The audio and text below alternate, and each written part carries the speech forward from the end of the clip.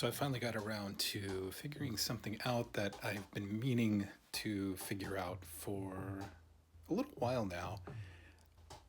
I'll just show you. On the Varigate 8 here, we have two sequences going. One is 8 steps and one is 12 steps. So what I'm doing here is having two patterns, but when they hit at the same time, having only one of the hits active. And that is determined by some randomness. If only one of the hits is going at the same time, it just goes through to the intended hit. In this case, we have a kick snare pattern.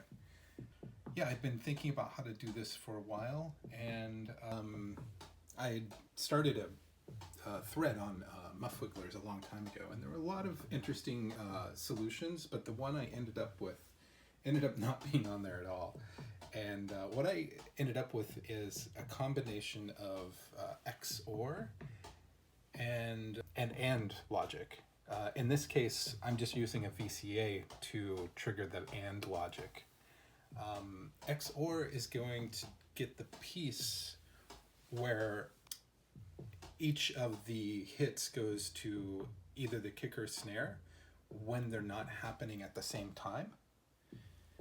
I knew that was one piece, right? But then what XOR is going to do is when the hits hit at the same time, they are muted. It ends up with the logic is 0 when both hits that happen at the same time. So that's cool because I knew that that was one piece of it. The other piece is that I needed to sum the two sequences when they happen at the same time, and like I said, that's the AND part. So basically, we have the kick pattern opening up the snare pattern, and so that's only going to happen when they're hitting at the same time. And that, like I said, AND logic. That's the VCA, right? And I have a big mess of going on here in the Zlob, but that's here in the yellow stackable cable.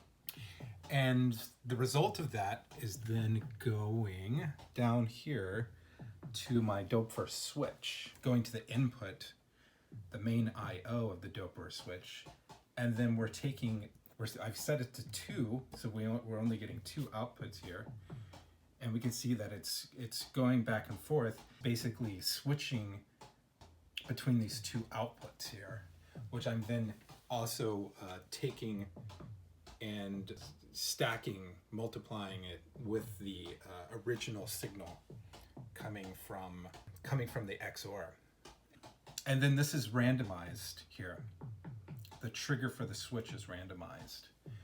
So there's quite a few multiples, actually. I ended up having to use a buffered powered multiple from IntelliGel because I had to multiply the original sequence so many times that it was losing some of its CV oomph, some of its power. If anybody's thought about this, I wanted to lay it out a little bit. I may do kind of a longer post on muff wigglers about how I end up coming up with this particular solution. And like I said, there's probably a multitude of different ways of accomplishing this, but yeah, this was my approach. And as we can see here, a little bit easier to tell on the natural gate output here. You can see that there are no hits happening at the same time, right? The kick and snare are exclusive. So we have like basically what's a polyrhythmic rhythm 8/12 and a bunch of like probability, hits happening all over the place.